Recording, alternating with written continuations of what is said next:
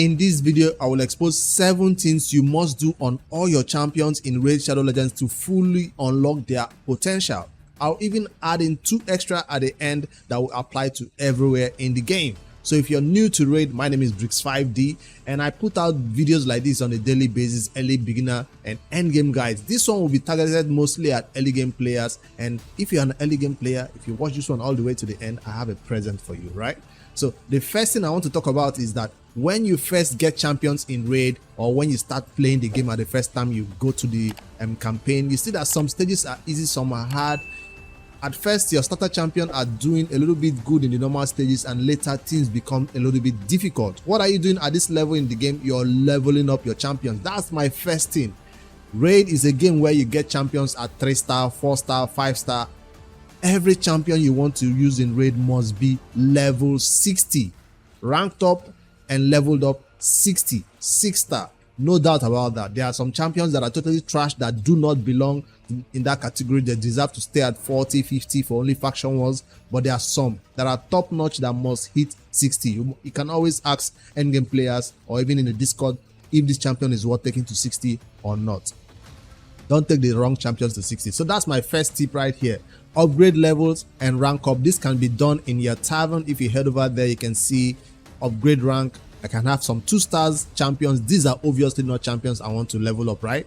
But I can use them to make 3 stars. From 3 stars, I can make 4 stars. From 4 stars, I make 5 stars. So if I want to make this champion my 5-star, I can now put some chickens into them. That's how you rank up champions, right? And of course, to level them up, you can always go to the upgrade levels. And for example, I just got my Thor from a fusion. So where is Thor right now? Is sitting right here. So I'll have to give him some levels to get some bruise, or in the campaign, getting some levels any way you can, either with bruise or fighting battles, and make him 60. This will unlock his full potentials. That's the first tip. Upgrade levels, upgrade rank. If you're failing in some content, this is the #1 reason why, because you're trying to fight that content with a champion that is 5-star, 4-star, that is not yet 6-star level 60.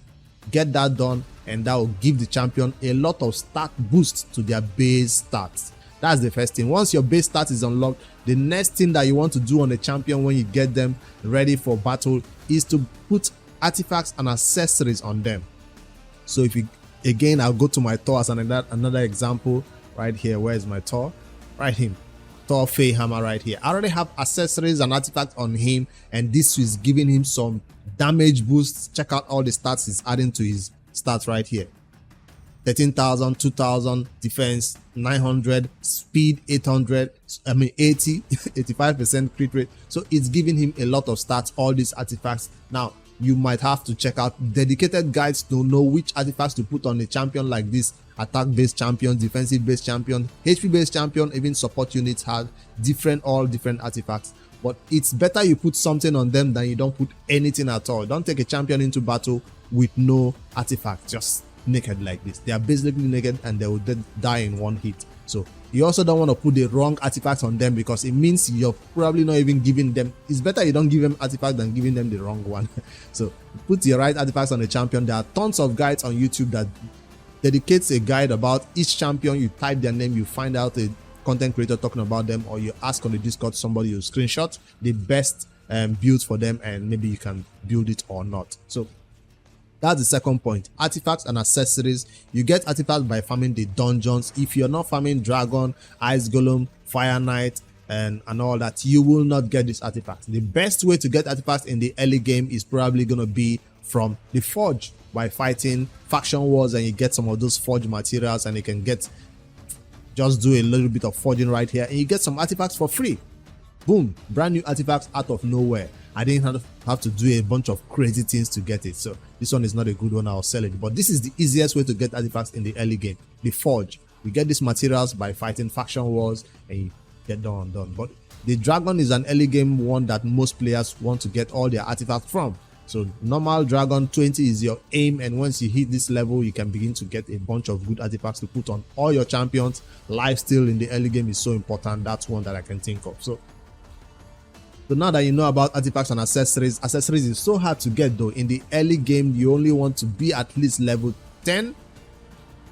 Level 10 of the spider, that's the content that gives you the most rings, banners, and accessories in the early game where you cannot beat level 20 of this spider, just farm level 10 and get some of those accessories on your champions, because you don't want to leave that bottom row empty just because you can't beat the spider at higher levels, right?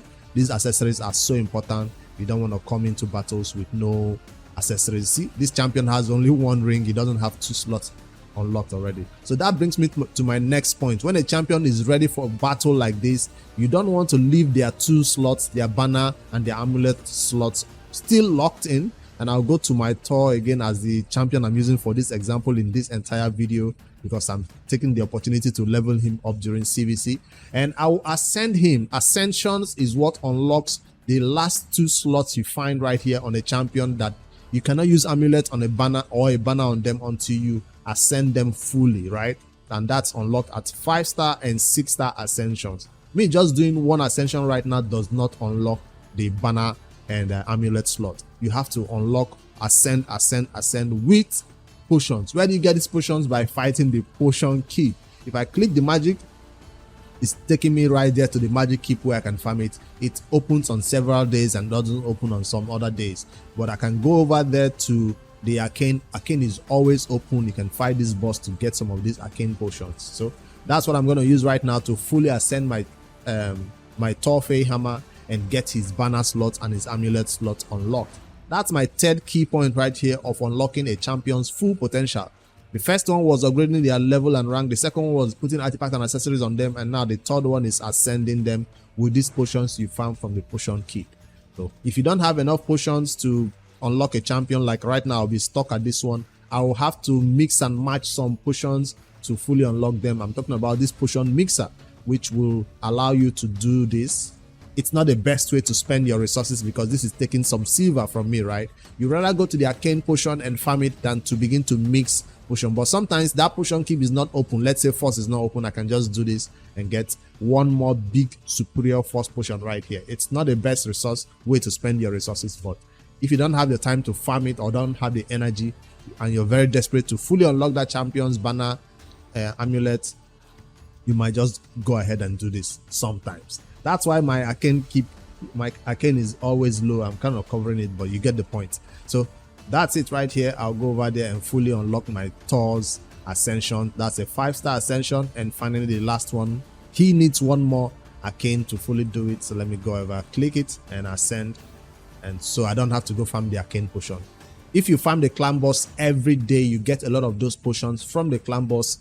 Brutal, nightmare, ultra nightmare, you get a lot of these potions from that content because it doesn't want to always give you books and shards, right? All right, that's my Fey hammer for the 3rd point, fully ascended with potions. Now he can fully use this ascension, this banner and amulet slots. That's the 3rd thing that makes him super open to take these 2 accessories that will get him doing more damage or helping him more, going faster and all that. All right, the 4th one that I'll do to fully unlock or enhance the champion's abilities in Raid Shadow Legends is to spend these skill tomes on them. Upgrade skills is the tab in the tavern that makes that happen, and every champion have a set of skills, right? If you go back to their skills tab right here, you can see that's a A1, A2, A3 and a passive. Most of these skills are, once you use them, you have to wait a long time before you use them again. They have a cooldown. That's what I mean right here. You can see the cooldown right here. It says 4 turns, right? Once you use this skill once, you have to wait 4 entire turns before you use it. By spending these skill tomes on this champion skill, it will reduce the cooldown to a 3 turn. Once he uses this skill, he has to wait 3 turns before you use it again. The same thing applies to this one. You can see the skill right here. It's on a 4 turn cooldown. Once you use it, you have to wait 4 turns. But when you spend skill tomes on it, it unlocks the cooldown. That's the #1 reason why you want to spend skill tomes on champions, to unlock their cooldowns. The secondary reason is that some champions need a chance of placing debuff, a chance of doing this, a chance, and by spending skill tomes on these champion skills, it reduces that chance or increases that chance, right here. So debuff chance increased by 10%, debuff chance increased by 15%. So whatever it says in the text, what's the chance? 75% chance of permanently decreasing the resistance of the enemy. 75% chance. When you spend books on this skill, it makes it a 100% chance that when he uses this skill, it will decrease the cooldown or permanently decrease the resistance. So you want to spend skill tomes on your champion. That's what I'm saying. Some champions don't need it. Some champions that are just there for the passive, some healing, and not all their skills require the skill tome. Like the A1 is usually not one that a lot of people will spend skill tomes on. And don't forget, you cannot control where the skill tomes go. So if I can click one right now and upgrade, it goes randomly. This time it went to the A2. Click. Yes, it went to the A2. So I cannot select where the skill tome goes, but I'm praying and hoping all my books, my legendary skill stones I'm spending right now, all go towards the A2 and the A3. Thankfully, his passive does not need to be booked to have it on a cooldown. So there are champions who needs to be booked to unlock their full potential. There are champions who don't even need books; they'll do it without books. So you want to take a look at the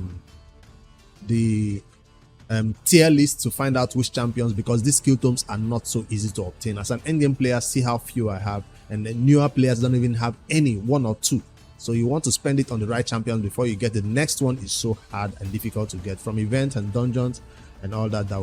Events and tournaments that we get these things from, and even from the clan boss. That's my number one source of skill tomes.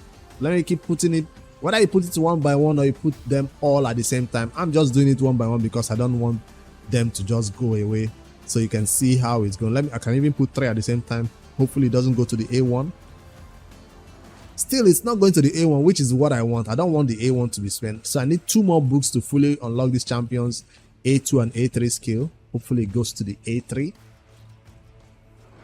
It did? No, it went to the A1.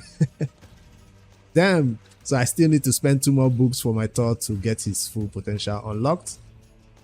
So I needed to book the A1 fully. So I earned a new CVC novice badge right here. So that's my Thor fully booked. And that's my number 4 reason that makes you unlock a champion's full potential. Skill tomes. So legendary champions are not the only one that benefit from this. You can also spend skill tomes on epic champions, which will give you the same effect. So that's my Game Boy, a new one I just obtained, and I'll give his skill tomes to Max because I intend to use him somewhere in the future. So the epic skill tomes you want to spend first, and is the champions that will use in the clan boss, champions that will help you in the dungeons. Arena champions are not really a high priority in spending these skill tomes on. So you want to prioritize these skill tomes that you get in those early game. Spend it on the champions that will help you the most in dungeons and clan boss, because those are the 2 content that will give you an opportunity to even get more skill tomes. Arena is not the place that you want to concentrate on, except your dungeon and your clan boss teams are set with skill tomes. Then you can begin to spend it on arena champions, Doom Tower champions, and even faction war champions, right? So that's my Game Boy fully getting skill tomes and maybe some levels right here to get him some ascension too. I'll do his full ascension later when I farm the arcane. So that's number 4, things that will get a champion to their maximum potential in raid. The next point is masteries. 5th thing that you can do for a champion that will help him unlock their full potential in raid is by getting them masteries. What are masteries? Every champion has artifacts, skills, and a 3rd tab right here, masteries. This mastery section is like I say, a special set of skills that adds special abilities to them, quirks and all that stuff, right? Sometimes they even add stats to their already existing skill. It boosts the ability to do something, it has negative effect on the enemies, it boosts their damage, boosts their healing, boosts their defense. There's little things that all these masteries can help you do, and there's a lot of masteries, right? So at first, when you get to a champion, let's say I just go to Thor right now, you not see any masteries. Well, this one has mastery. You not see any masteries normally on a champion like this when you first get them. So in order to get these scrolls, yes, scrolls is what you need. That's one scroll, that's another scroll, and that's the red scrolls right here. They call it, call it scrolls. And you can spend 800 gems by clicking right now. It will take my gems and give this champion all his scrolls, both these small scrolls, this other mid-level, and the red ones. It will give them all their scrolls. You need all the scrolls, 800 of the gems spent on them to fully unlock this champion scroll. But if you don't want to do it by spending gems, the best way for free-to-play players or newer players to get these scrolls is by farming it by themselves. Yes, if you don't want to spend on that gems and save your time, you have to go to this Minotaur's Labyrinth. to farm these scrolls on your own. So whether you're doing it at the early stages, it gives you this little scrolls. It doesn't give you a lot of it. Basic scrolls, that's what they are called, that's the name. And then at this higher level, it gives you this advanced scrolls. And then if you come down further to stage 11 and above, it begins to give you this divine scroll. If you're gonna farm this content, if you're farming it at level 15, that's when you know you're ready for farming Minotaur's Lab. But if you're farming it at this level, please don't. It's not worth it. You better spend the gems and buying the 800 scrolls than farming this level where it's not even gonna give you the red scrolls, right? So don't spend too much time here farming stage 7, stage 10, stage 12. No, wait until you have enough stats boosts. You see all we've done: upgrade champions, artifacts, ascend them, skill tomes. If you've done all that for a champion, he should be able to come into stage 15, 5 of them, to beat this content repeatedly and get you the red scrolls that you need to fully unlock your champion's masteries. So I hope that's clear. So either you buy it with 800 gems or you farm it to stage 15. Those are your two options. I always prefer to farm it to stage 15. I can see I've already started doing it for my Thor, right? So I'll go over there and show you the masteries he has farmed so far, or the scrolls, the basic scrolls he has farmed so far, and we'll unlock it for him. And that's his masteries popping up red right here at the corner, because he has 31 basic scrolls. And let's put it on the crit rate. Yes, the champion's ability to do damage is determined by if he crits, like it gives him a huge damage boost, than if he doesn't crit. So you want to always have that crit rate at 100%, especially on damage dealers, right? So I'll unlock that one first. If it's a champion that needs accuracy, I want to go by that side, but there are dedicated guides that show you every mastery for every champion. You don't have to select the same mastery for every champion. It's totally different. Some champions go defense and support 3, some champions go offense and defense, some champions go offense and support. I've been seen some people going those are the only 3 options. You always have one free reset. If you make a mistake by selecting the wrong masteries, you have only one free reset. After then, it's going to cost you about 150 gems to unlock reset it again. The scrolls doesn't go anywhere when you reset it. You don't have to rebuy it or refarm it. The scrolls just goes back to the top right here for you to begin to reassign them again to where they need to be. So it's pretty complicated scrolls, but just know that it gives you a lot of stats bonus, gives you a lot of perks. Like I said, this is going to give me crit damage 10%. That's a stat bonus that will apply to this particular champion. So a champion that does 10% more crit damage than what he already has is going to be good damage, just like the crit rate is adding. The most important one is at this bottom row right here, this bottom row. And I'm probably covering this one, but that's what I'm talking about. Crit damage 20% at the bottom row is huge. Or this one that you normally use on bosses for the clan boss, War Master, the 60% chance of inflicting bonus damage. So I'm talking about these red scrolls. This is where you use them at the bottom. So it's preferred that you focus on 1 than have 2 that are incomplete. So normally when you spend your red scroll, focus on 1, come all the way down and unlock the bottom row before you begin to focus on the other side of it. All right, I spent a lot of time explaining that 5th point, masteries, and how to get them and how to farm them and how to unlock all those scrolls and boost your champion stats with them. There are some masteries that you do not want to select that will be detrimental to your health in raid, and one of them is this Circle of Magic. If you're going to fight the Emus, the Lunar Archon, you don't want that. There are some difficult masteries, even for Doom Tower. Decreasing the target storm meter on some bosses in Doom Tower will make the boss just retaliate. So you want to be careful not to select the wrong masteries if a champion is going to be used for those type of content. I just had to add that they are not all good. Some are detrimental to your health, right? All right, take note of that. The last the 6th point, not the last one, 6th point that will boost a champion's abilities in raid and empower them to unlock their full potential is to awaken or unlock their blessing. That's one of the newest things that raid added to their game, and that means that a champion can now have extra stats boost by becoming awakened. The name felt like the champion was sleeping all this time. You've done a lot for this champion already. He's already helping you in certain content. He's beating Doom Tower, and then they came along with this awakening and blessing. That's from this Altar of Souls portal, and it's just normally not unlocked for newer players and maybe at the end game, or you're coming to level 50 or so. There is a particular level where this Altar of Souls unlocked. Once it's unlocked for you, you can go over there and begin to awaken your champions and get some blessings on them. By awakening the champions, you unlocked 1 slot for them right here. At their skills, you can see this blessing. Normally, a champion doesn't have that unlocked. Let me find a champion that doesn't have it unlocked yet.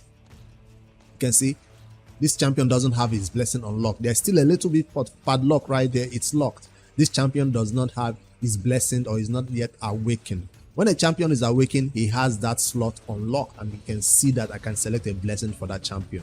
So that's what it means to have a champion awakened. And to have a champion awakened, you need to find their soul, perfect soul, split soul.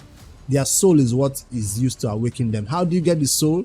By fighting the Iron Twins Fortress. Still not an early game content. So by fighting the Iron Twins Fortress is the best and easy way of getting champion souls, because it gives you this resource that you need, this mortal soul coins, and it also gives you this immortal soul essence, and even this other bigger eternal soul essence. Is this soul essence you now convert into resources that might get you that champion soul. So if let's say I picked up the essence by fighting the Iron Twins Fortress, I can go over there and click mortal soul coins and just summon one. Just for this video, let's just do one and see which soul I get. I got an epic for a 2-star Aorta soul. So that's a 2-star perfect soul for Aorta. This will give him his blessing unlocked to at least level 2. This unlocks will give him some stat bonuses. So that's an example right here I wanted to show in this video of how I got a 2-star Aorta perfect soul, and this might be able to use to unlock that champion. If I go over to the awakening and I find Aorta on the list, you can see him at the top of the list. He's my first one. You can see he's not even unlocked at all. I put in this 2-star soul I just got and I click the awaken. He is now awake and his blessing will now be unlocked for him. So this is not all you have to do. When you have the champion soul unlocked right now, you still have to go back to your champion index, find Aorta by typing in this filter right now, AOT. That's there, it's hiding somewhere in my vault. I'll bring him out of the vault. If I have space, I do, and go over to his skills again and see his blessing is now showing that red dot. I'll click on it, and you might need to check out some guys. lhates.com is one that is recommended to see which blessing is best for a champion. But for a general guide, damage dealers always go epic, of course, always go with cruelty and little dose. I mean cruelty, of course, and support champions, commanding presence, shame breaker, and healers, emergency heal, nourish, or even miracle heal, depends. Heaven cast, damage dealers. So I want to go with a damage one that will be cruelty, because he hits the enemies and he has like, you can read what it does for them. Besides what this cruelty does for him, the main reason you actually unlock it is that stat boost it gives him. 4,500 HP added at level 2. Now at level 3 or so, does it unlock defense? Yes. At level 4 you unlock crit damage. At level 5 you unlocks resistance for him. At level 6 it unlocks more accuracy. At level 7, is that level 7? No, that's 1, 2, 3, 4, 5, 6, 7. Some levels will unlock 2. This level unlock 2, the other levels will unlock maybe 2 or 3 more for me, and it's this highest is level 6. You don't have level 7, but it will unlock all this for him and get him more speed, more accuracy, more resistance, more crit damage, besides the one we already had from doing upgrade, artifact, ascend, skill tomes, masteries. Now awakening is adding more stats for these champions. All right, that's awakening and blessings explained. And to showcase my own blessing for this champion that I was working on, Thor, he currently has 2-star blessing to unlock. Boom, done. That we are currently doing in this ongoing Feyhammer Titan event. 3-star blessings unlocked, done, and 4-star blessing unlocked. Waiting to get a 5-star blessing for him on this event that is currently going on right now. So that's Thor. He's ready for battle, and this will give him a boost, a huge boost. Check out his blessing.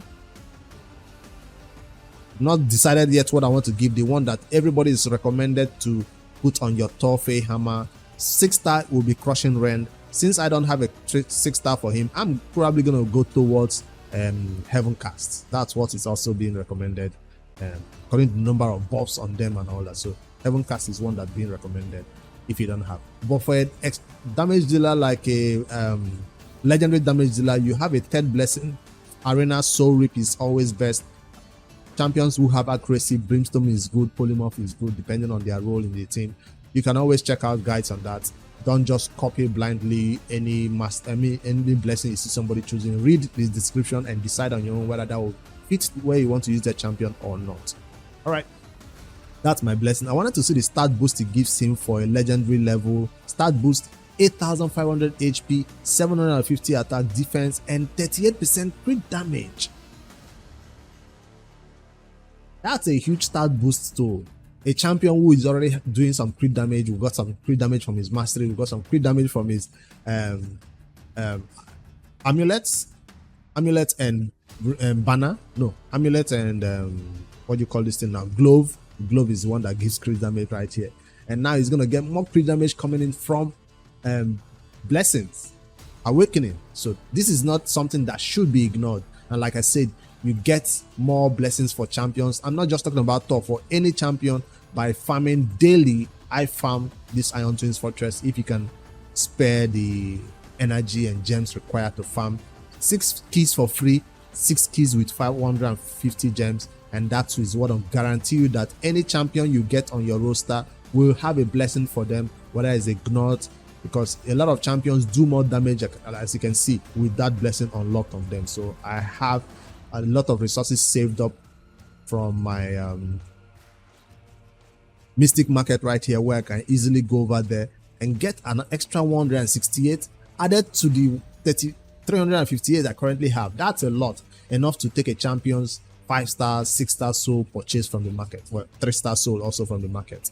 I also have some essence right here. It's not best to spend it right here. This is not the best way to spend it, except during events and you have no choice. Don't spend it on Eternal Soul Stones. Don't spend it right here, except during events you have no choice. To get a champion you might do it, but I prefer to spend it on Eternal Soul Essence and Immortal Soul Essence, because it gives me a guaranteed chance of getting a champion stats boosted when I find that champion in this market. Right now I'm looking for Gnot, Acrisia, and all those big damage dealers to get them 6-star ascended. So I'm saving all those resources for them.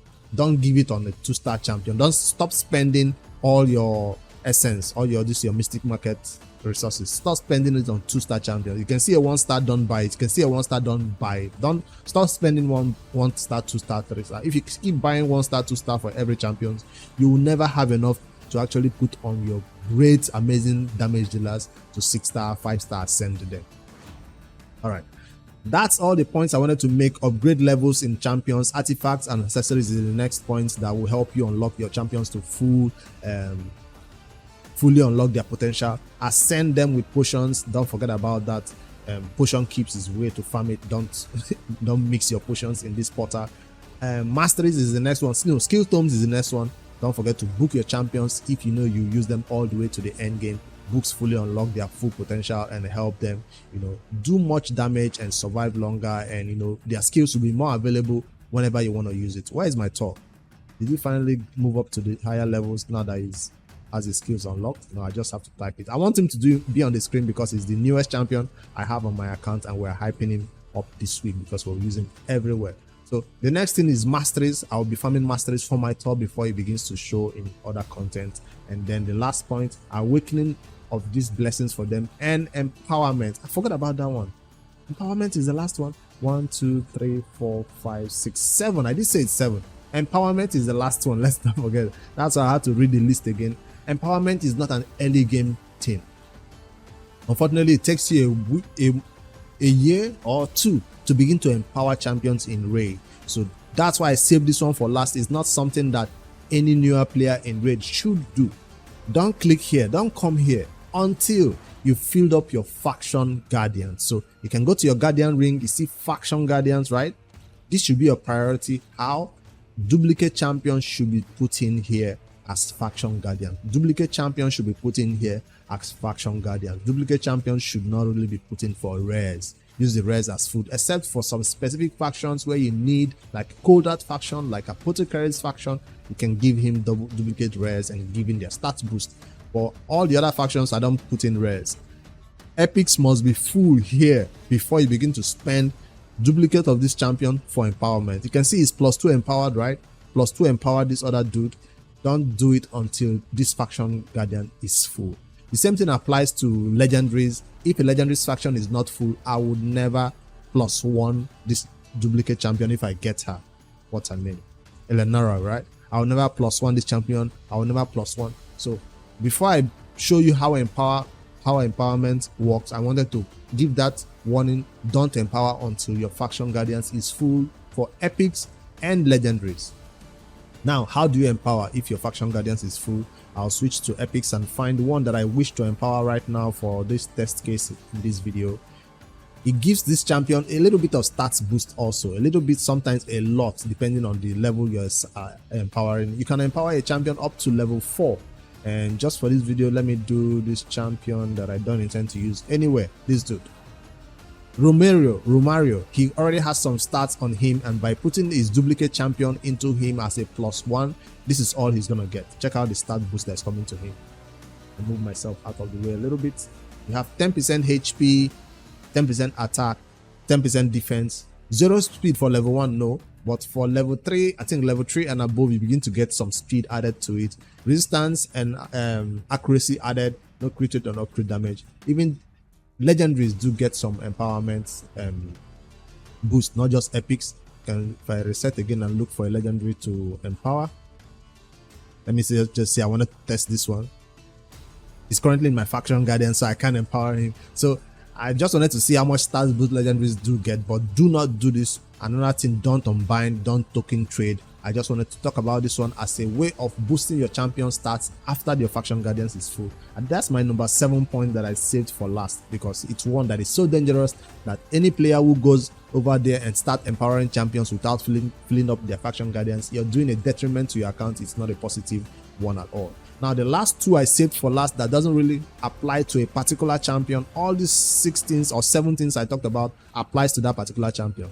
But the last one I saved, the last 2, does not apply just to that champion. It's a team-wide advantage, and that's your Great Hall and affinity bonus right here. So from your Great Hall, you can see affinity bonus and area bonuses.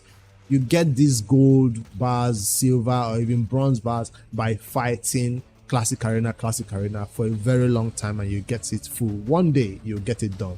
So that's one thing that I wanted to say. It gives a huge stat boost to all your champions. Imagine have 22% HP, 22% attack, 22% defense on all these champions from this affinity, magic, attack, all this boosted on them, all these things boosted on them. So it's a great one to be in a higher level of arena, and also has all the stats applying to you: 80%, 80 plus HP. You're having 25% more crit damage added to champions from this affinity magic. It also applies to magic, spirit, force. So get all this your Great Hall done. The one you focus on for the arbiter missions, you have to focus on 1.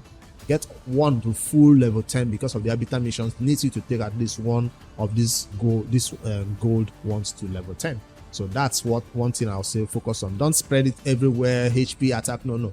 Focus on just 1. I'll encourage you to do either accuracy or crit damage, depending on the champion you're trying to boost his crit damage or accuracy for in the early game. So that's Great Hall. And affinity bonus is more live arena, how much time you spend to find the live arena battles. And I'm currently having issues with the City of Trintranos, so I'm so focused on getting that City of Trintranos corset city to the highest level of area bonus I can, because these bonuses does not just apply to one champion, like I'm saying, it's applied to all that particular area. So for corset city, all the champions in my corset city right now are getting a speed boost of 16 added to them as they start the battle. They might not have it in their artifacts or accessories, they don't have it in their banners, they don't have it in their masteries, but check out, by doing area bonuses to these high levels, is getting them 16 speed. Yours might be just 2 speed, 4 speed. Every little bit of speed help. I can remember when I was having difficulty with faction Fire Knight. You can see I did the same thing for Fire Knight. The Fire Knight boss was so fast, it was so difficult, so I had to spend some on ignore defense, spend some on speed, even spend some on accuracy. Those bronze one I was getting by beating those early stages of this early tiers of the live arena battle. So that's one stat boost that applies everywhere for Fire Knight. I did the same thing for Ice Golem a little bit. All this little stat boost is helping me. Your issue in raid might be faction wars, so you might decide to go boost your faction war champions speed, crit damage, accuracy, or their resistance. It all depends on where you're having problem with. Do not boost this potion keeps. Don't spend it anywhere on these potion keeps, because these resources are so hard to get. I currently have 25 of this silver, and I think I might spend it on one content. Can I use silver here? I don't think so. I can't use silver here, right? No, it's gonna use my gold. I wanted to look for somewhere I can spend only silver, and that's probably gonna be potion keep. See, I can't even spend. Okay, so can spend silver in potion keep, of course, because it's not a content that is so difficult to deal with, right? So those are the two. Faction Guardians is the second one that I thought about adding, but I've already talked about it when I was talking about empowerment as a thing that gives you stat boost for all your champions, HP, attack, accuracy, 30 accuracy and resistance to all champions in this banner lords factions, all legendary champions in this banner lords faction, 10% defense, and the last one is usually 10 plus speed to all champions in this banner lord. So get it done, get your Faction Guardians done.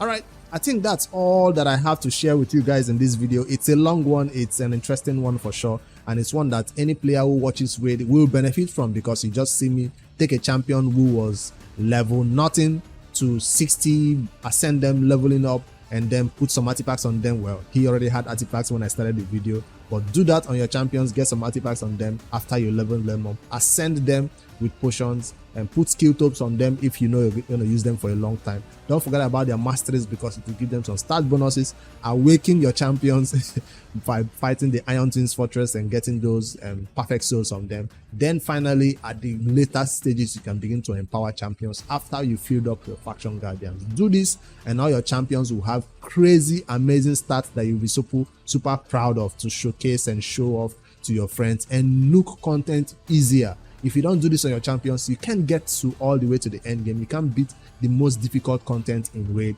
Shadow Legends. So this empowers their full potential, unlocks their full potential, and for sure, Great Hall and Faction Guardians should also not be ignored. All right, hopefully you found this one interesting. If I missed out on anything, name one thing in the comments below that you think was not added in this video that will give you even more stat boosts, make things more easier for you, make content in Raid more easier. If you're a newer player and you found this one useful, make sure you hit a like, subscribe to this channel for more daily Raid content. And before you go, if you go to the comment section right now and drop your code, including one thing you've learned about in this video that you did not know before, or something you knew already in Raid and you just wanted to add it that I did not mention, click your avatar, or that's where you find your code here. Player ID, no, options, info. That's where you find your code. Hit that copy, paste it in the comment below, include your comments, what you learned from this video, or one thing I skipped out on that can help a player do more better in Raid. Add it in the comment section, and you will be 5 winners. 5 winners will be one of the 5 that will win 540 gems and 1 ancient shard coming directly from Plarium over to you. They do these giveaways once a month, and it's currently 24th, so it's time for me to do mine. And the winners will be picked up tomorrow or even tonight during a live stream over there on twitch.tv/Bricks5D. So leave your comment right now. The entries will close midnight today, so 24th midnight. No more entries. I'll pick the winners and send it over to Plarium. And by by Wednesday or Thursday, they'll send over your gems. 540 gems and 1 ancient shard is a lot of resources, especially if you're a free-to-play player. So enter to win that giveaway by pasting in the comment below what you learned from this video and your code. I wanted to make this one really entertaining and interesting for you guys. I didn't just want to do a normal giveaway. So hopefully you watch all the way to the end. Hopefully it wasn't too boring, and hopefully you guys learned something from it. I just have to cram everything up together into one video, and hopefully it was interesting. Please follow, please like, please subscribe, and please share this video to your clanmates who are having issues in Raid, especially if they are new to Raid. They will definitely learn something from it. Later, guys.